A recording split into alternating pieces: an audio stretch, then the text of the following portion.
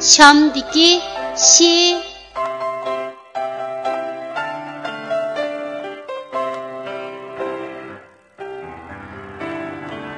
Bu harfning talaffuz qilinishi mundaq. Şi.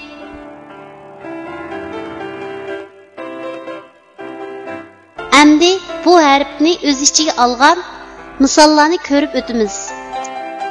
Şi'ning beshidan ulinadigan shakli. Misol: Shoptul. Şi'ning bosh va oyog'idan ulinadigan shakli. Misol: ishton. Şi'ning oyog'idan ulinadigan shakli. Misol: Çiş. Şi'ning ayrim shakli. Misol: Taş.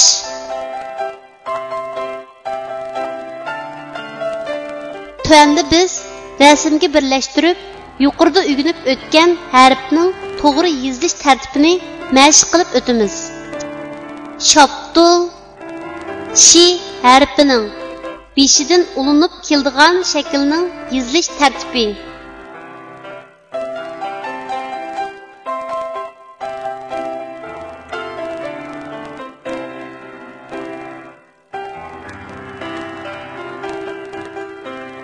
İshton şi harfining bosh va oyog'idan ulinib keladigan shaklning yozilish tartibi.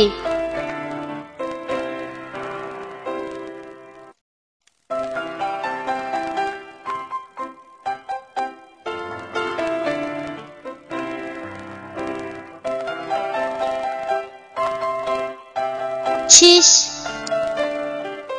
şi harfining oyog'idan ulinib keladigan shaklning yozilish tartibi.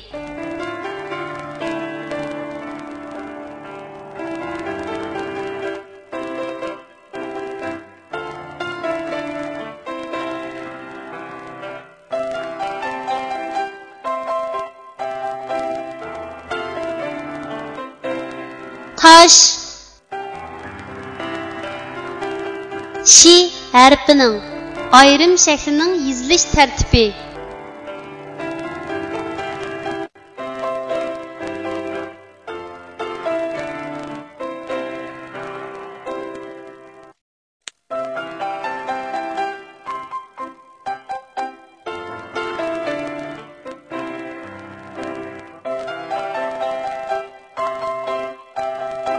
Kichik do'stlar, tuandagi so'zlarni menga aytib o'qinglar. Aş, taş, eş, teş, şar, şo, ra, şora, şo, ta, şota,